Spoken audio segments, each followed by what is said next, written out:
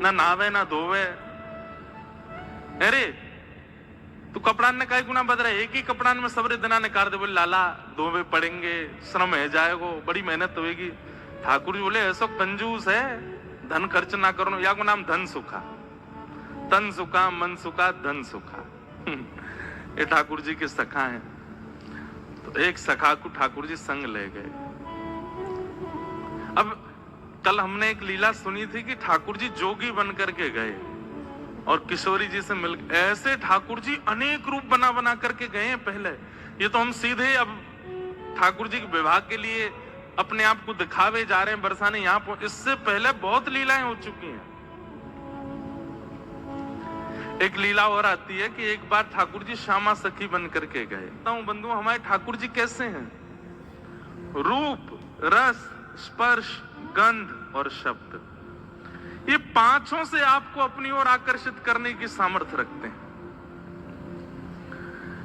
आप कहो कि मैं नेत्रों से देखूंगा नहीं, तो फिर श्री कृष्ण मुझे कैसे भाएंगे? वो कान में ऐसा स्वर बोल देंगे कि स्वर से आप उनके हो जाओगे। आप कहो कि मैं नेत्रों से देखूंगा भी नहीं, कान से सुनूंगा भी नहीं, फिर श्री कृष्ण मुझे कैसे अपनाएंगे? अरे वो अपने अधरामृत को नेक कछु तिनका आपकी जिह्वा पे धर देंगे, वही से आप उनके हो जाओगे। आप कहोगे मैं नेत्र भी बंद कर लूं, कान भी बंद, मुख भी बंद, अब श्री कृष्ण मेरे कैसे होंगे? तो वो आपके बगल में आके खड़े हो जाएंगे, उनकी तन की सुगंधी नाक से भीतर जाए, वही से उनके हो जाओगे।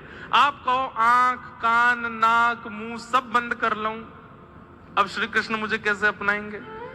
तो वो केवल अपनी कनिष्ठ उंगली से आपके तन को छू देंगे, वही से उनके आ जाओगे। वो स्पर्श ही इतना सुखदायी होगा कि आप उनको छोड़ नहीं पाओगे।